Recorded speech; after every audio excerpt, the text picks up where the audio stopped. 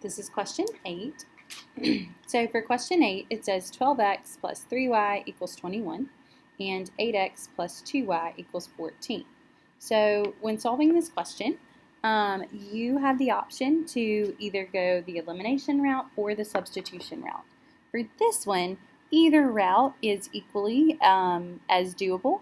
If you were to solve using substitution, you could solve either the first one or the second one for y pretty easily, since all of these numbers are divisible by 3 and all of these numbers are divisible by 2. So whichever way you wanted to go with that. I might solve using elimination first, just because they are both in standard. But again, you have your option. So if you do not want to do elimination, then fast forward this video until you see substitution, and then you can certainly work it that way. So using elimination, I have 12x plus 3y equals 21. And then I have 8x plus 2y equals 14, my two original problems. If I were to use elimination here, I could cancel out this 12 and this 8, but I might get into a little bit big numbers here. So I might want to just use this 3 and 2 and make them 6 and negative 6. So my first equation, I could multiply 3 by 2. And my second equation, I can multiply 3 by negative 3, because 2 times 3 is 6, and negative 3 times 2 is negative 6. So those will cancel once we work these out. So 2 times 12 is 24. 2 times 3 is 6. 21 times 2 is 42. Negative 3 times 8 is negative 24. Negative 3 times 2 is negative 6y. And 14 times negative 3 is 42, negative 42.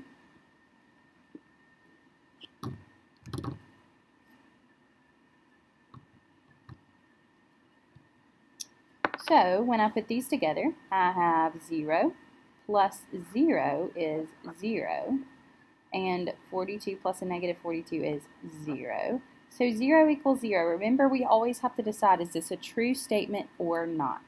This is true, so my solution to this one would be infinitely many solutions, infinite solutions, infinite, however you want to relay that.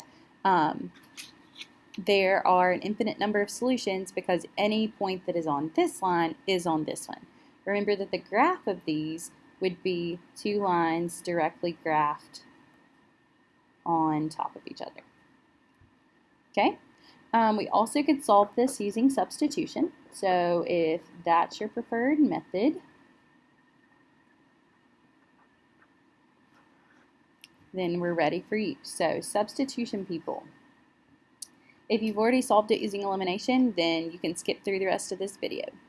But for substitution, if you would prefer to solve it using substitution, we could solve either equation for y, because like we said earlier, you could divide all of these numbers by 3 or all of these numbers by 2, and you still would not have fractions.